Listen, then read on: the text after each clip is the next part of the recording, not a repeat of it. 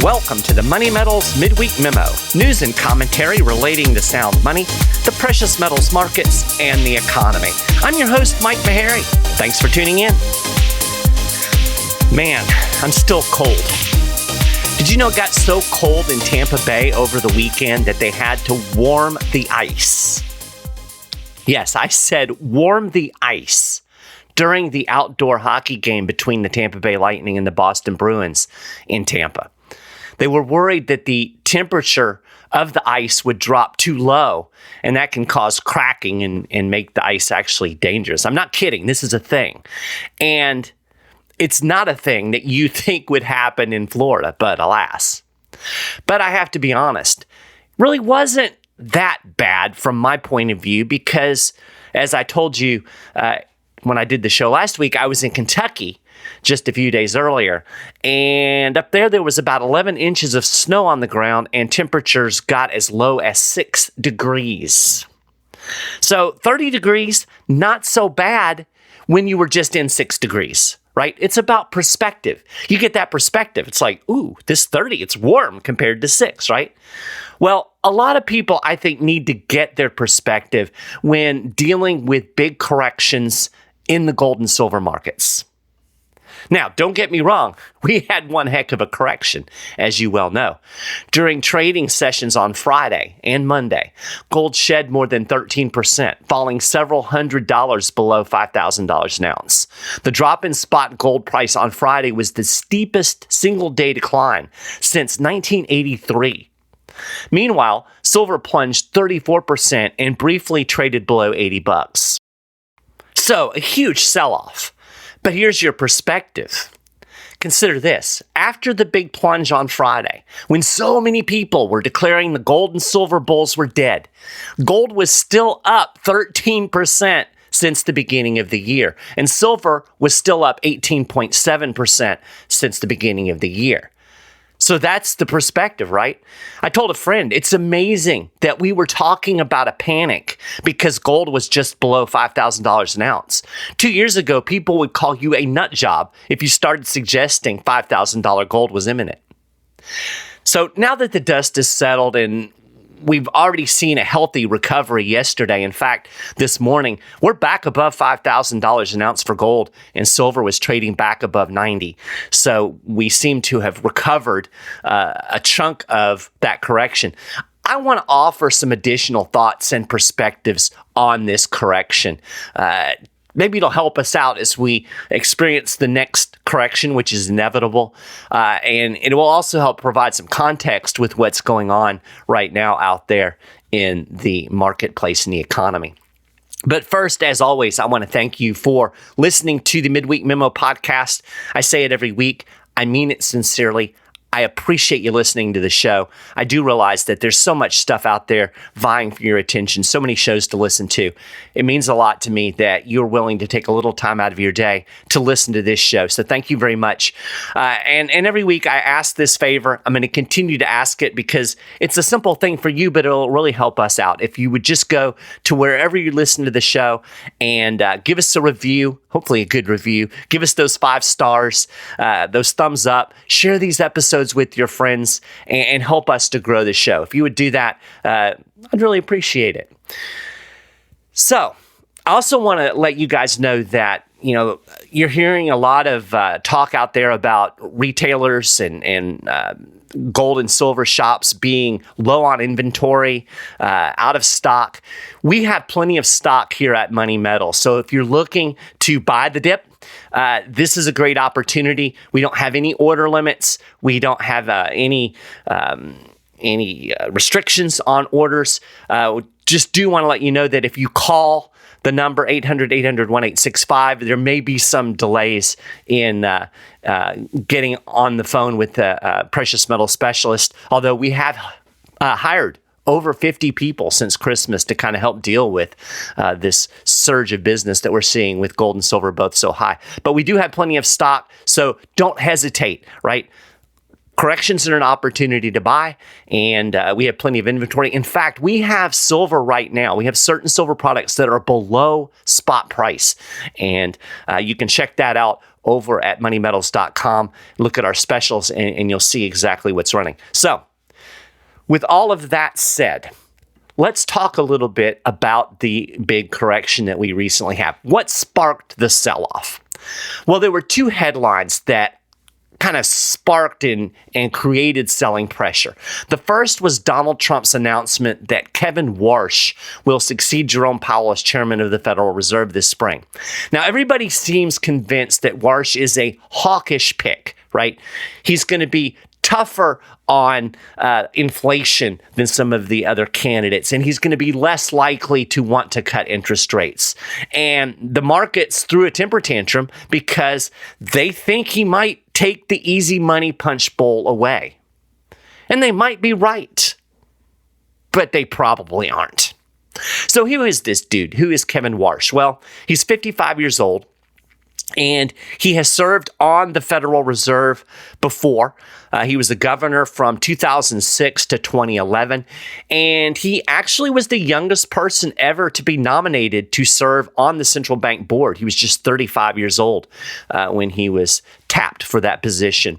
Before joining the central bank, he worked in mergers and acquisitions for Morgan Stanley. He was also a special assistant to the president for economic policy and executive secretary of the National Economic Council in the George W. Bush administration. Might be notable, his wife is the daughter of a very prominent Republican donor who just gave a big chunk of money, as in millions of dollars, to a Trump-connected PAC. So he is a political creature, at least his family is, as are all Federal Reserve members. You know, let's kind of lay this idea to rest that these are, apolitical policy wonks who are just interested in managing the financial. No, these are political creatures. I mean, this dude served in an administration, right? This idea that the Fed is this independent entity above the fray, it's all BS, right? It's a political entity. The Fed is essentially a government agency. It works hand and glove with the federal government. It helps sustain the borrowing and spending that our federal government engages in on a daily basis. So this independent stuff is a myth, right? And make no mistake about it, Warsh is a politician as much as he is a central banker. So Warsh is widely viewed as an inflation hawk, and he has spoken out about the size of the Federal Reserve's balance sheet. Now, I'm going to be the first person to admit, if you look at some of the stuff that Warsh has said in the past, the notion that he is an inflation hawk and the idea that he might not be a bad Fed chair as far as Fed chairs goes, based on what he says, I get that because he said some good things, right? He's criticized the fact that the Federal Reserve's balance sheet is so big. He's also criticized the Fed's decision to rapidly cut rates during the financial crisis back in 2008. He warned about an inflation risk, so he gets it. And he was the only Fed member to argue against running QE2 back in 2011. That was the round where they bought a whole bunch of treasuries to basically monetize the debt. And Bernanke said, we're not monetizing the debt. We're going to roll these off of our balance sheet. When it's all said and done, they're still there. How many years later? 2 decades. But that's kind of where Warsh has been. So he's been pretty good. I mean, when I say good, I would argue that we shouldn't have a Fed and that the idea that we can manipulate and set the price of money, which is what an interest rate is, that this is dumb, right? This is not free market. In a sane world, the price of money would be set by the market just like the price of everything else. We wouldn't have a panel of PhD bankers, trying to micromanage the price of money. We know what happens when you set prices, when you have price controls, right? When you have minimum wages and maximum wages and these types of things. We know what happens, right? It creates distortions because the central planners can never adequately central plan. And that's true for setting the price of money, probably more, right? It's dumber to set the price of money than it would be to, say, set the price of an iPhone. But that's what Fed people do. But the fact that Warsh kind of gets the whole inflation thing and he's sensitive to it would make him better than some choices if you just base him on what he says. But I'm a firm believer that you got to watch what people say, or that you've got to watch what people do more than what they say, because you can say anything, right? Warsh has in recent months aligned himself with Trump, and he's criticized the central bank for dropping rates too slowly. So he's tossed this inflation hawk thing aside. Last year, Warsh called for regime change at the Fed, saying, quote, "The credibility deficit lies with the incumbents that are at the Fed, in my view." So he's been critical of the Powell Central Bank. And at the time, he argued for faster rate cuts. Quote, "Their hesitancy to cut rates, I think, is actually quite a mark against them. The specter of the miss they made on inflation, it has stuck with them. So one of the reasons why the president, I think, is right to be pushing the Fed publicly is we need regime change in the conduct of policy."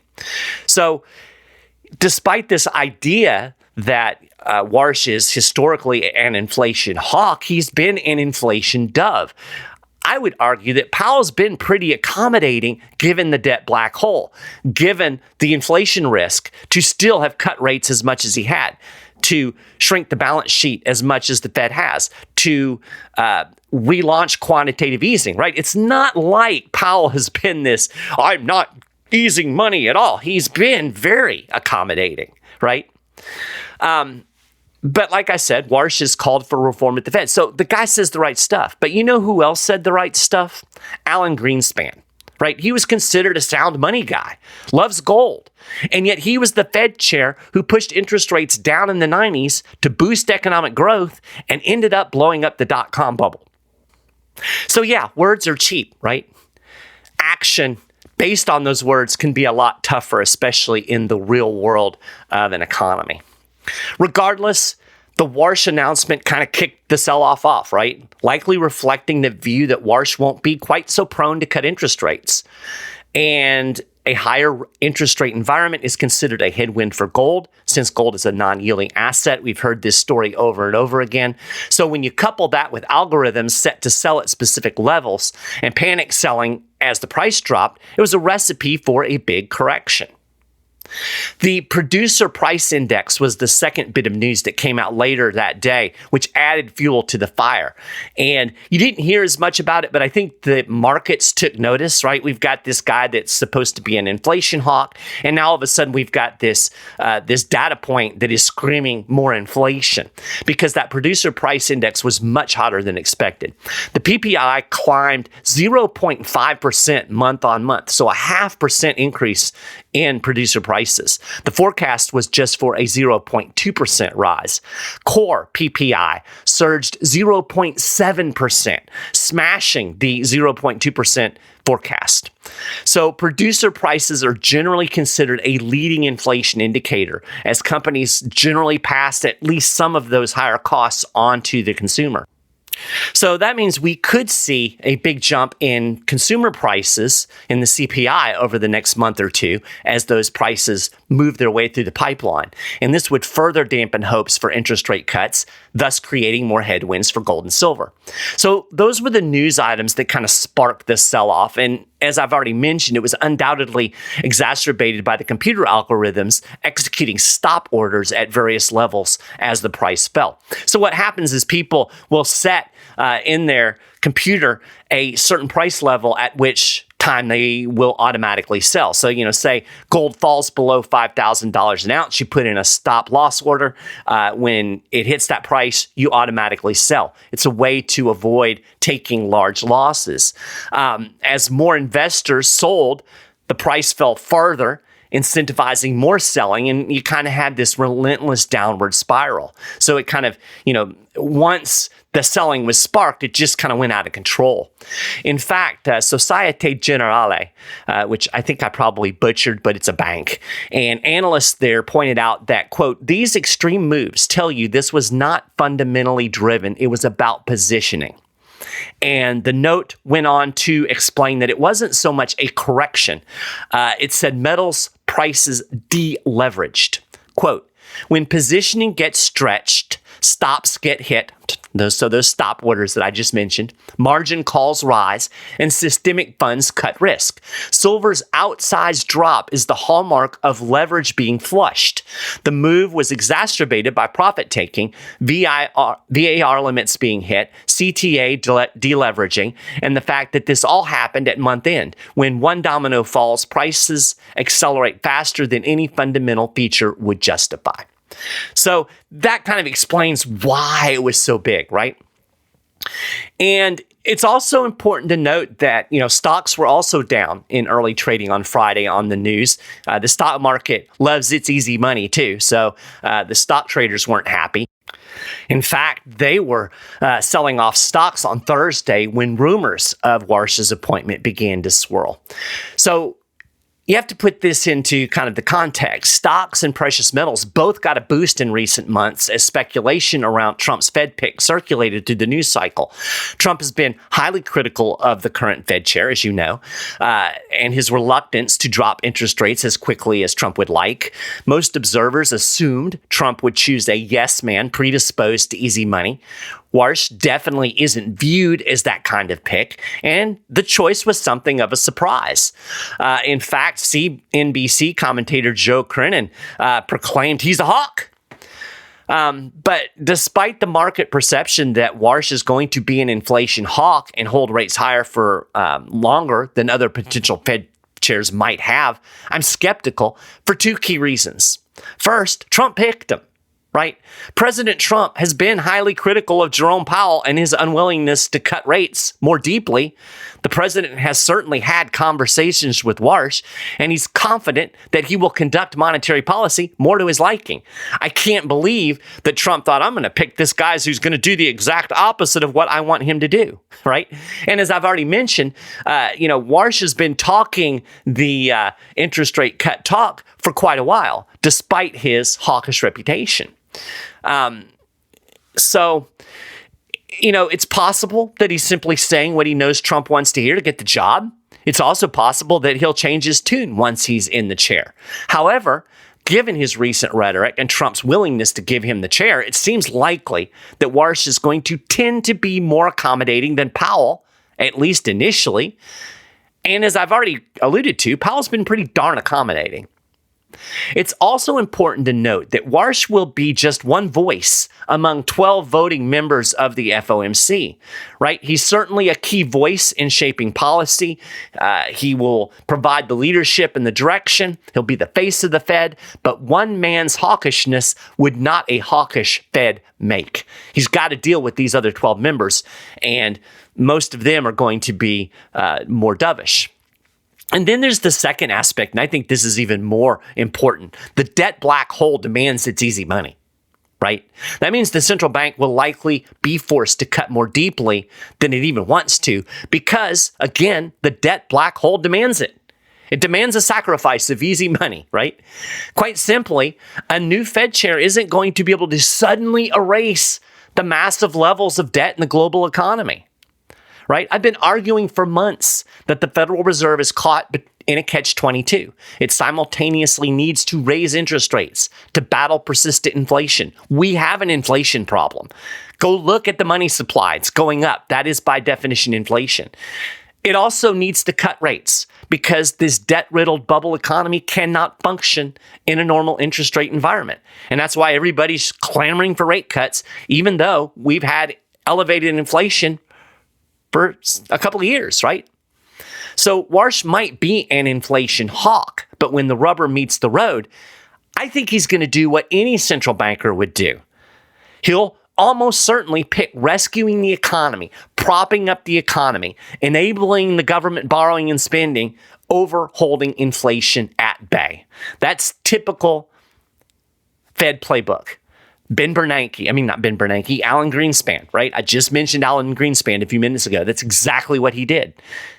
So, Warsh has argued that the Fed could set interest rates lower if it cut more from its balance sheet, right? Shrink the balance sheet. That would give it more room to cut rates. And this might be true in theory, but I don't think the central bank can unwind the balance sheet any further. In fact, the Fed has increased the balance sheet modestly over the last month after announcing a return to quantitative easing, without using the term, at the December meeting. On top of that, the Fed will likely have to engage in more aggressive QE in the coming months to support the federal government's out-of-control borrow and spend habit. It irks me that people don't pay any attention to that, right? I had a guy the other day insisting to me that Donald Trump is paying down the debt. That's not a thing. Go look at the Treasury statements, right? We've run big deficits every month this fiscal year, right? Demand for treasuries is sagging in the global market as more and more players out there become wary of America's fiscal malfeasance and the weaponization of the dollar, right? We're hearing the mainstream even talking about the debasement trade, right? People are wanting to get away from dollars. We see the struggles in the bond market reflected by persistently high yields despite central bank efforts to push interest rates lower. This indicates a lack of demand for government debt. If there's a lack of demand for government debt, who's going to buy the bonds? Well, the Fed is, right? The Fed is the buyer of last resort. Remember, the Federal Reserve monetized almost all of the quantitative easing, almost all of the debt and the borrowing and spending during the COVID era. That's what the Fed does. I don't understand why anybody thinks Warsh is going to be any different because he said a few good things, right? This was overtly demonstrated, this de-dollarization, by a Danish pension fund's decision to divest treasuries. I talked about this a week or two ago, right? A lot of people made the decision out to be a political move over Greenland, but the manager of that pension fund said that wasn't the case. He cited concerns about the U.S. government's fiscal malfeasance. Quote, "The decision is rooted in the poor U.S. government finances." So that's a reality that Warsh is going to have to contend with.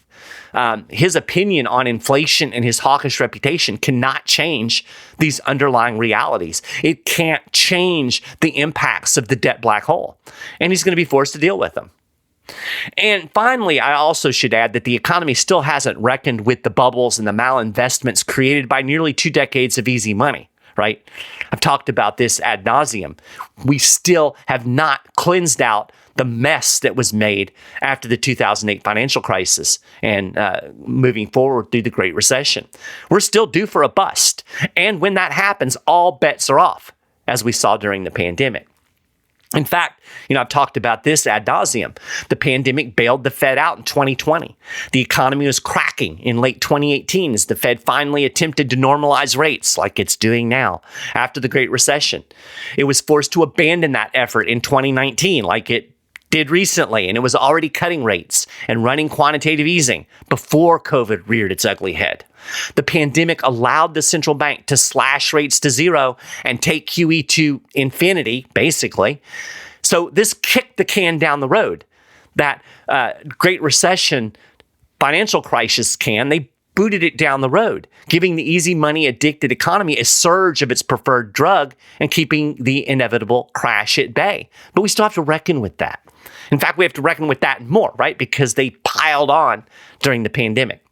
So in other words, the economy never reckoned with the monetary malfeasance of the Great Recession era. Instead, the Fed and the government doubled down, added more fuel for that inevitable fire. The fire will break out, and Warsh is going to have to deal with it. And I don't care what he says about being an inflation hawk.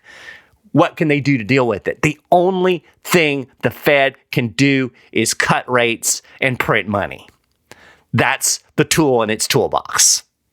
So the bottom line is that Warsh's perceived policy views will matter little when they slam up against the ugly economic realities. And in my opinion, the big sell-off in gold and silver on the news of the Warsh nomination was an overreaction and did not reflect any real change in the economic or financial landscape. And that's really the key thing to grasp to keep this correction in perspective. Nothing fundamental has changed. It was a needed correction sparked by a couple of headlines.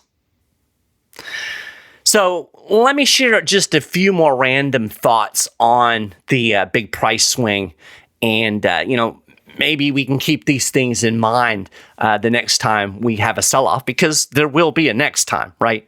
Because corrections are normal and healthy in a bull market. Nothing goes up in a straight line, right? We were probably overdue for a correction given the speed of the most recent rally, right? Both metals were overbought. And overbought is a technical term, right? It means that an asset's price has risen high enough, fast enough, based on a predefined quantitative indicator that makes it statistically stretched to the upside relative to its recent history. So you can actually calculate when something is overbought. It is a technical term. But as one analyst that I was reading said, while it may have been overbought, gold and silver are still underinvested. Very important to remember that, right? But corrections are good. They clear out weak hands and they create buying opportunities, right? When the price plunges, you can get in. Folks who might be thinking, man, wish I'd bought gold when it was $2,000. Well, at some point in the future, there's going to be people out there saying, man, I sure do wish I bought gold at $5,000. Well, these are your chances, right? We just had gold below $5,000. It was a buying opportunity. Another thing to remember during a correction, keep your eye on the fundamentals. When you see a big sell-off, ask yourself, what actually changed? Are the dynamics, the underlying macro factors that spark the bull market, are those still in place? If something fundamental has changed, you probably should re-examine your position. It could indicate a significant market pivot. But if the dynamics weren't changed, right, if it was headline-based, it's likely just a correction. So what are some of the dynamics that I'm looking at right now in the precious metals markets? Well, de-dollarization, central bank gold buying, inflation pressures, Federal Reserve monetary easing, geopolitical tension, and U.S. fiscal malfeasance. Nothing happened on Friday or on Monday that indicates any of these things have made some type of reversal, or that they're going to anytime soon, other than you maybe could argue that Warsh is going to be a little tougher on the monetary easing. And for the reasons I've already explained, I don't think that's a thing. So keep your eyes on those fundamentals. Another thing that I noticed, and this is really just kind of specific to this particular correction, but kind of goes to a broader point. You need to look at the broader market, right? Everything dumped on Friday. Don't just look at the precious metals market in isolation. What else is happening in the broader marketplace? On Friday, everything sold. Stocks were down. Bonds were down modestly. Commodities were down. Bitcoin was down. The only thing that charted a gain was the dollar. And that raises a question. Do you trust the long-term prospects of the dollar? Right? Does the dollar rally make you think, man, the dollar's great now. Let's get dollars. No. So keep an eye on what's going on. It's also interesting, and I've seen this happen before, when you have a big sell-off in the stock market, you'll often see precious metals drop initially. A lot of the big stock market sell-offs have featured this. And what happens is gold is relatively liquid.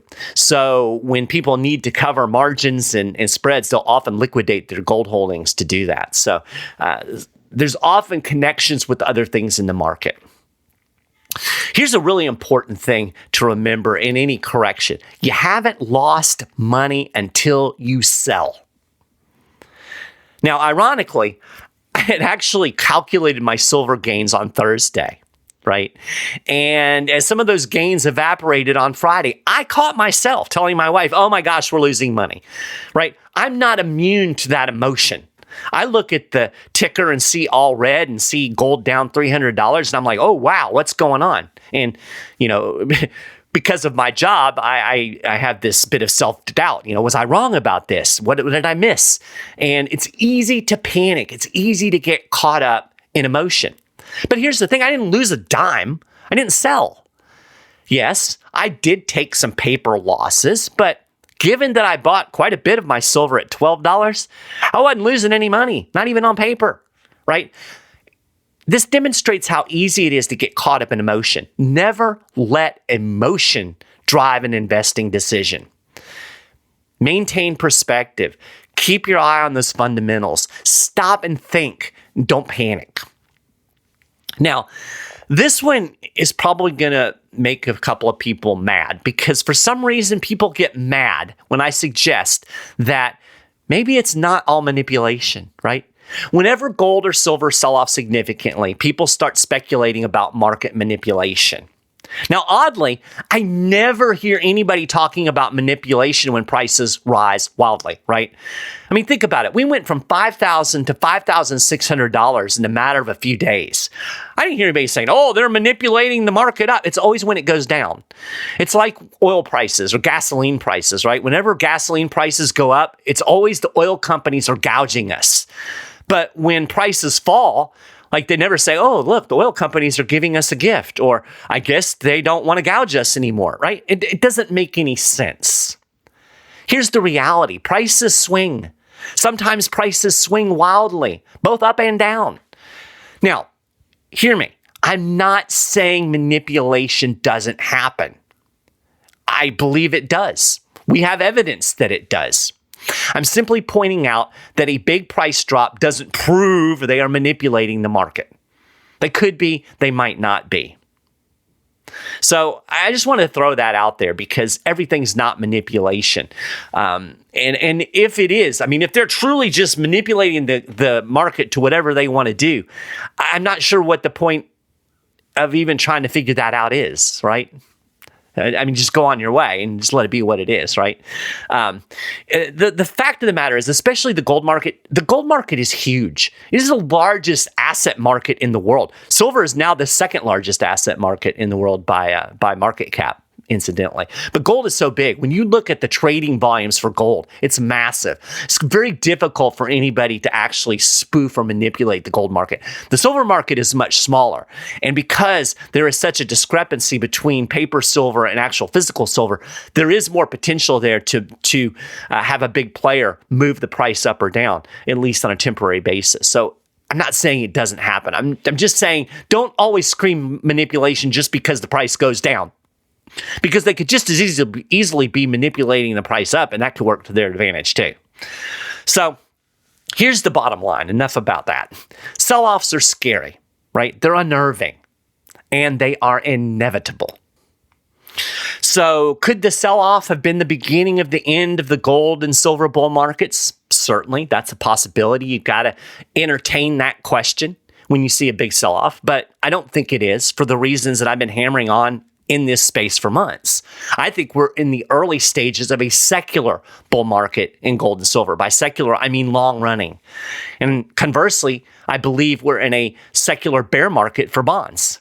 And we've talked about that, bonds have kind of lost their role as a safe haven. Gold and silver, gold is the last safe haven standing. I don't really like to call silver a safe haven quite as much because it is more volatile, but gold certainly is a safe haven. However, we should constantly reevaluate the situation with the information at hand, right? Markets do turn, and we should always remain humble and recognize we could be wrong. I wake up every morning and think, am I wrong about what I'm saying about gold and silver? It's a big responsibility for me to sit here and talk to you about my opinion on gold and silver because it's my reputation if I'm wrong. And I guarantee you I'm wrong about things. It's just the nature of the beast. The market will humble us. There are so many factors that work together to move markets up and down. So, I may be dead right about the things that I'm watching. I may miss something. So we've got to be diligent. We need to study and understand what the markets are doing. The key is to stay calm. Avoid the emotional decisions. Constantly evaluate the fundamentals and keep everything in perspective. That's what we're trying to do in this show today. Offer a little bit of perspective, right? And remember, you can always consider sell-offs in a bull market as buying opportunities. And we certainly have had a buying opportunity now, right? We saw gold at $5,600 an ounce. We saw silver at $120. We're well below those levels right now. So if you are a believer that gold and silver still have upside, now's a great time to buy. And as I've already mentioned, we do have below spot silver on sale. You can find that over at moneymetals.com. I'll link to it on the show notes page at moneymetals.com/news. You can also call and talk to a precious metals specialist. The number is 800-800-1865. And as I've said before, those folks are fantastic. They're knowledgeable. They love talking about gold and silver. They love answering your questions. So if you have questions, don't hesitate to give them a call. If you know what you want to buy, I would encourage you just to order online through the website, and we'll get it packaged up and shipped off to you. And remember, you can also store your precious metals in our state-of-the-art bullion facility. There are some advantages to doing that if that's something you're interested in, so check that out. But do it today, right? We've talked a lot about the fact that the investment philosophy is starting to change. We're starting to see the mainstream pay attention to gold and silver, right? We saw the CIO of Morgan Stanley talking about a 60-20-20 portfolio allocation, where you allocate 20% of your portfolio to precious metals, right? Most people right now have no precious metals. The average, I think, for investment is about 1%. We got a long way to go to 20%. And think about it. Even if we go from 1% to 2% investment in gold and silver, that's a huge upside. That's a lot of demand that's being piled upon what was record demand last year. 5,000 tons of gold demand last year for the first time ever. I'll link to an article on the show notes page about the demand trends from last year. So, there's the potential for even more demand. So think about that. Think about your own portfolio. Think about your own investments, your retirements, and consider gold and silver. So we're going to call that a wrap for this episode of the Money Metals Midweek Memo. You can get much more information about everything that I've talked about on the show today and plenty more over at moneymetals.com/news. And if you want to get the latest news and information relating to gold and silver in your inbox, make sure you sign up and join the other million people that are on our email list. Of course, you can subscribe to the Midweek Memo podcast on your favorite platform. And when you do, you'll also be able to tune into our Market Wrap podcast that runs every single Friday, where you're going to get a quick overview of the week in precious metals, along with conversations between yours truly and interesting people from the world of gold, silver, economics, and investing. As always, again, thank you for listening to the show. I really do appreciate it. Please give us those likes, write those reviews, share these episodes, help us out there. I hope you have a fantastic rest of your week. Stay warm out there for those of you who are in cold places, which is a lot of you. And we'll be back again behind the microphone again next Wednesday.